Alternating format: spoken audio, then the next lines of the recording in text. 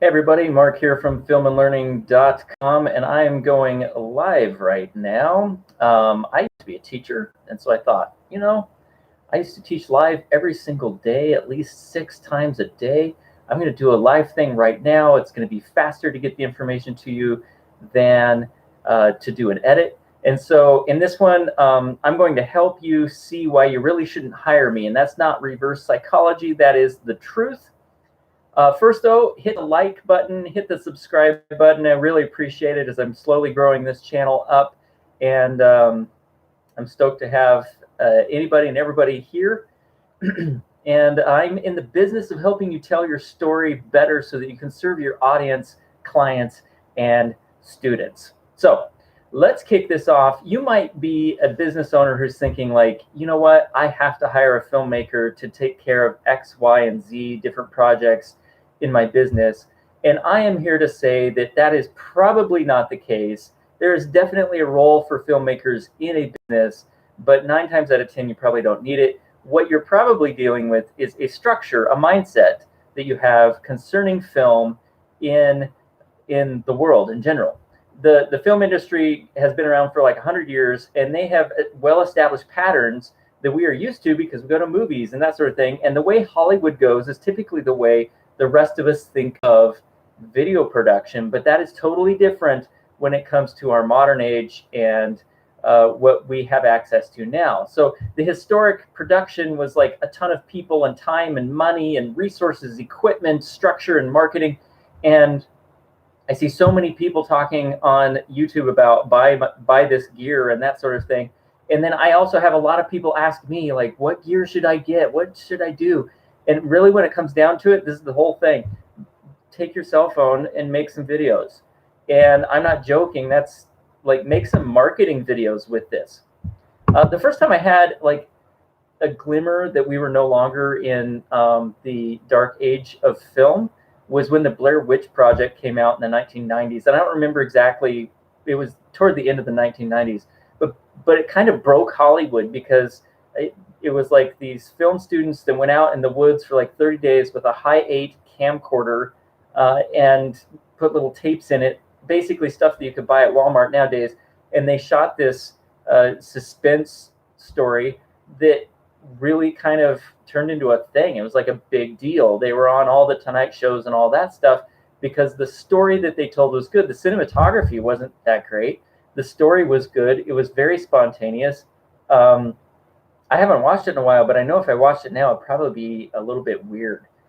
But at that moment, I realized like, hey, there's a camera that I have in my house that these kids went out in the woods and broke Hollywood with that camera. Now, fast forward to 2017, and the Sundance Film Festival, biggest film festival in the world, type, all the A-list celebrities show up, they're watching films, and this film comes out called Tangerine, and it was shot entirely on an iPhone. And it's not the iPhone that you have now, it's an iPhone that was, current in 2017. And they shot the entire movie on a phone, and it won everything. Like, it swept all the awards. And here again, very low budget, unknown actors, and they just went for it with their phones. So what you can do, if Hollywood can do that with phones, you and I can definitely do what we need in our businesses with a cell phone. Now, video production for business will work best when you have nowadays, because video is now affordable and accessible, and it'll work best just to go out there and do it. What you may encounter though is some internal resistance, like this is just not going to be good enough, and it really needs to look polished and it needs professional, and I am just really not happy with this. When it comes right down to it, what you're dealing with probably is your internal like Hollywood director. And I a couple of years ago was on a boat out in the Pacific Ocean shooting, and there was a Hollywood director there. He shot IMAX and Netflix and all sorts of things, and he and I were sitting over lunch, just the two of us, and I just had an opportunity to ask him a few questions. And I asked him what he thought of the current state of the film industry. And here's a guy who's looking toward retirement in the next couple of years probably, or at least that age. And he said, oh, it's just devastating because now anybody has a camera, anybody can go shoot, and anybody can get all these shots, and it's just like totally cheapened the industry, and my income has dropped dramatically. And he went on and on about how this is all bad. For me, I'm sitting there going, sweet, that's awesome, because now I have access. Whereas in the old times, you had to have tons of money and resources and people and all that stuff to be able to produce something. And here, suddenly, I have access just because I have a phone and I can go out and shoot something. Or in our case, we were diving, so it was underwater stuff, but it could be just that, you have a GoPro and it can go down kind of deep and you can get some photos of some plant life or some animals or something like that, which is part of what we were doing, is documentary style stuff.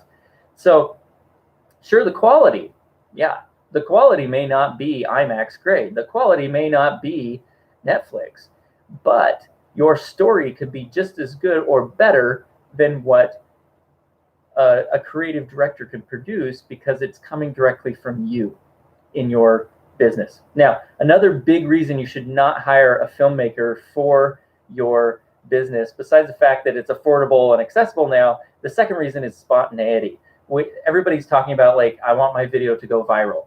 And I always tell my clients, like, don't count on your video going viral. What you want it to do really is grow slowly over time, because what you see when a video goes viral is it spikes and you get all this activity and then it drops off and your business ends up being roughly where it was before, unless you figured out why it spiked, and then you can start duplicating that in your business. And there have been a few companies that have done this with their commercials, that just the clever writing and just the way that they portrayed their brand. But you now have opportunities to access your audience and clients immediately.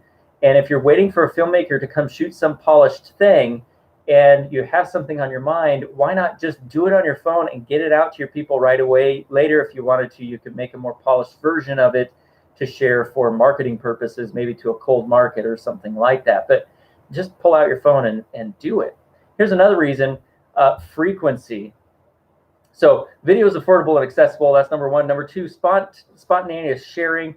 That's the second reason. And then frequency. The rate that video and advertising is today, it takes 16 to 18 touches from your business before a customer will recognize your brand, which means they have to be exposed to 16 or 18 of your commercials, photos, ads of some sort before they will go, oh, you're the guy that cuts lawns, or you're the person who is a chiropractor, or you have that new dental practice in town, or whatever it is.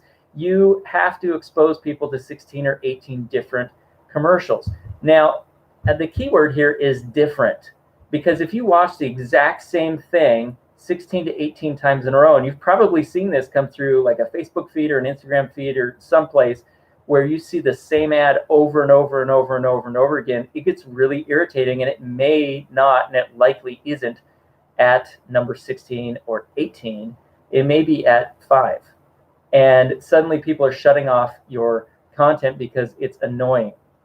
In the year 2000, for the Super Bowl, I was over in England studying, and the Super Bowl, because of time zones, occurred like basically late to middle of the night.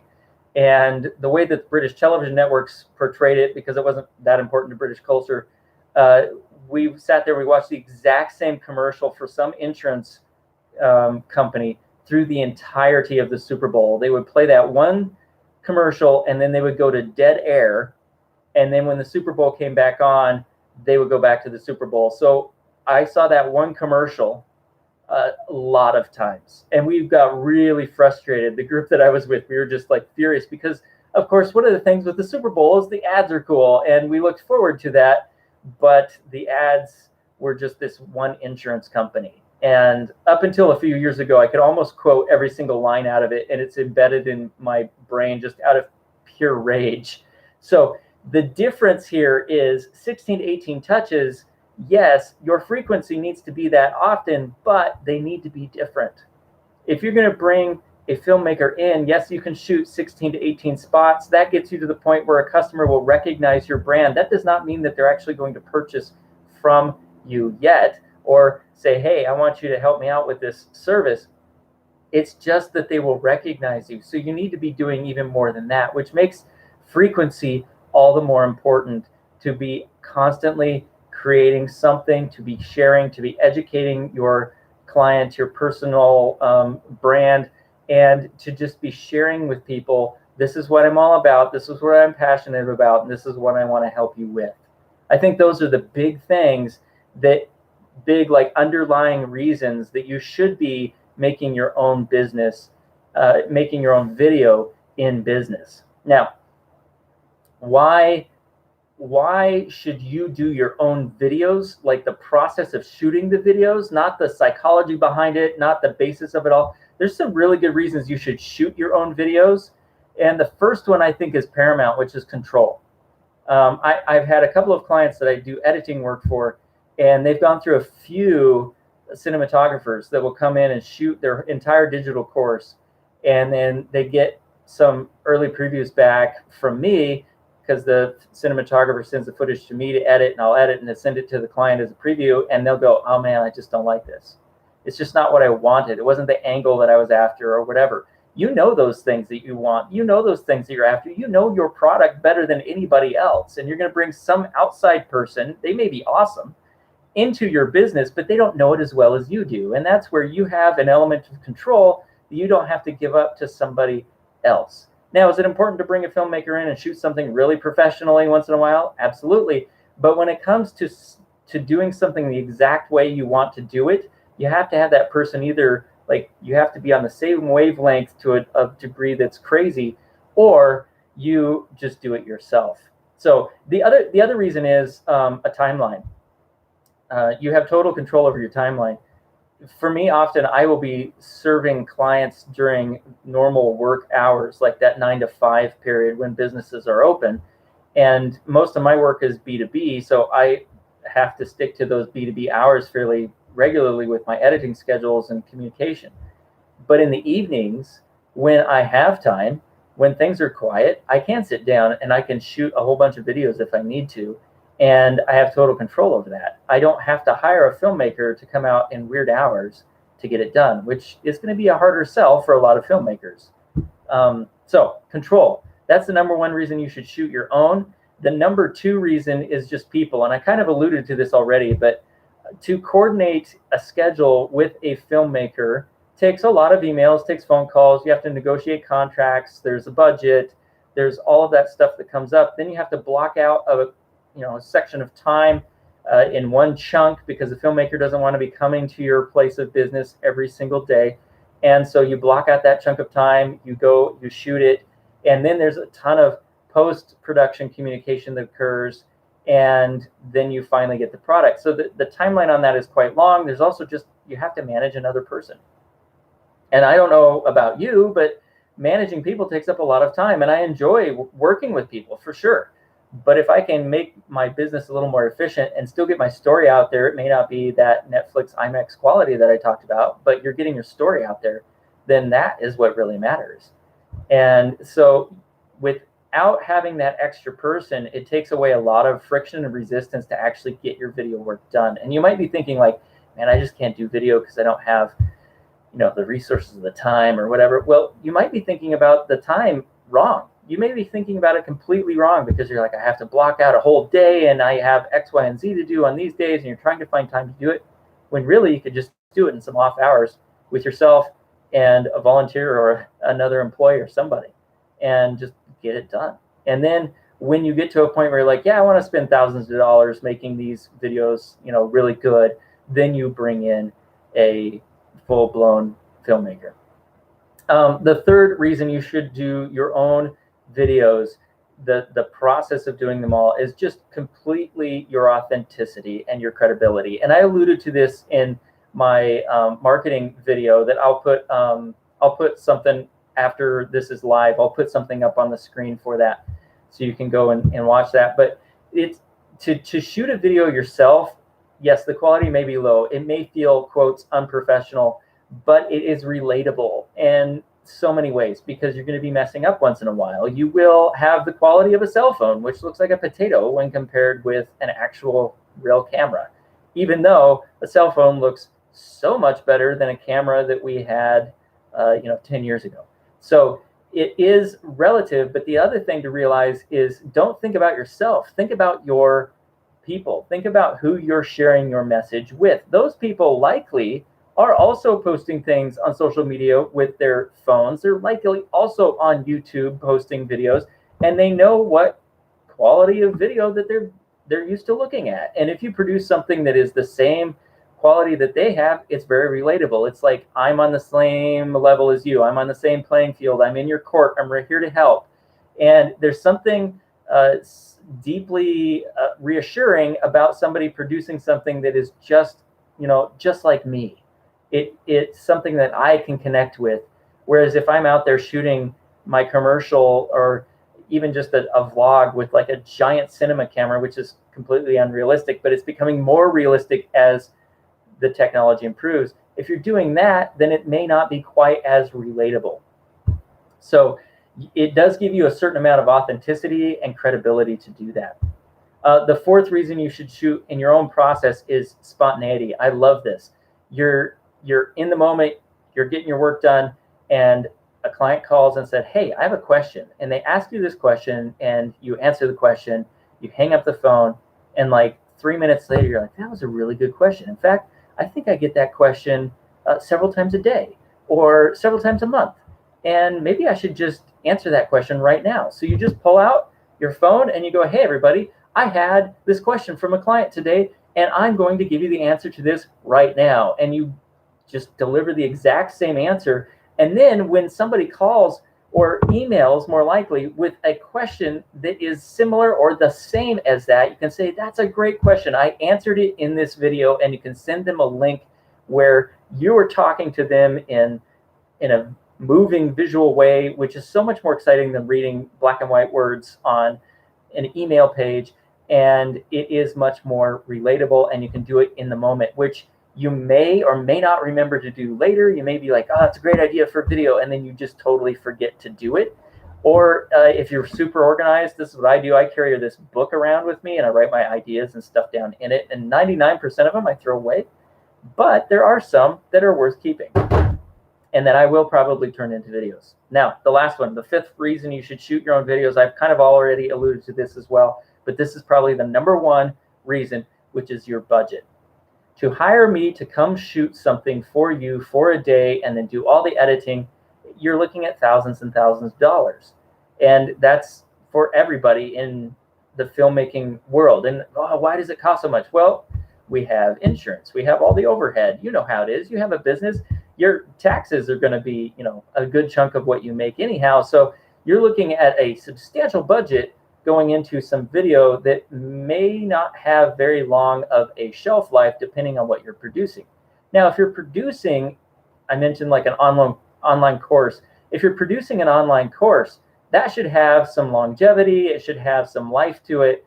And that might be worth bringing somebody in and just say, hey, I need you to shoot this for me and edit it for me and send it out. And there's actually a number of people that I've worked with who have done courses, and I edit their stuff and get them set up, and we get it done that way. But when it comes to the day-to-day operations and making video, even for your web page, it is impractical to bring in a filmmaker to do that. In fact, when people ask me to do that, I get really frustrated because I know there's a better way. I know there's a better way to use your resources and your time than to hire me. And so I will tell the person, like, just try X, Y, and Z. And if you get to this point, then call me. And if you have any questions along the way, just let me know. And, we can set up a call. But that is probably a big thing, is to save your budget, especially companies that are like, that are really small, that are still starting. Maybe, $3 million a year and under, for sure, would need some sort of budgetary concern when it comes to stuff like this. But I would even say, if you are making billions of dollars, you should probably still do this too, just to keep your relatability and your credibility with the people that you're communicating with. So, all right, I want you to stop and think about this. You have a massive opportunity. Hollywood has turned out movies and commercials on cell phones that have poorer quality than what you and I likely have in our pockets right now. You have time if you make the time. You have the story. You know your product and your service better than anybody else. All you need to do really is just do it. And you have to let some stuff go. You have to say, you know what? It's not going to look like a Netflix commercial. It may not turn out exactly the way I want, but it's the story that matters. If you have a good story, as I mentioned in another video that I'll put in here, it's all about the story. Plan the story, shoot the story. And if you're sharing that story or your message that you want to convey and your video looks like a potato, it doesn't matter if you're relating to your audience and your story is authentic and good and true, then people will engage with it. So those are the reasons you should not hire a filmmaker. You can have total control. It will save you some time. You can have more authenticity and credibility. You can be more spontaneous. Your frequency of uploading and sharing can be so much faster and so much greater. Oh, man. Oh, and to give you a relative on frequency, just a side note here, I sold a tool on Facebook Marketplace a few months ago, and the guy that came and bought it from me, I didn't know this, he was a producer for Disney, and he had just produced a whole bunch of commercials for the Muppets. And so I asked him a whole bunch of questions because I obviously have an interest in this. And he had just produced 60 spots for Disney because they know it's going to take 16 to 18 to get people's interest. And then you have to have more and more, but then they all have to be different. And it took him a month or longer to do it. And it took them over $1 million a week to get those spots done so that they could then turn around and release this new content into social media so you could see the Muppet ads. I mean, that's crazy. And they're spending millions and millions of dollars on this, and they're telling stories. And yes, they have a big set and they have a lot of people, and yeah, they have puppets and all sorts of stuff involved, but the story is what drives the whole thing. And I would bet that some of you can write a better story than the Muppets have. In fact, the Muppets are pretty proud of how bad their stories are. So there you go. Go ahead and like and subscribe. I will be doing some more of these live videos here and there, teachings like I used to do in my my teaching days. And I will catch you guys in the next one. Cheers and have a good one.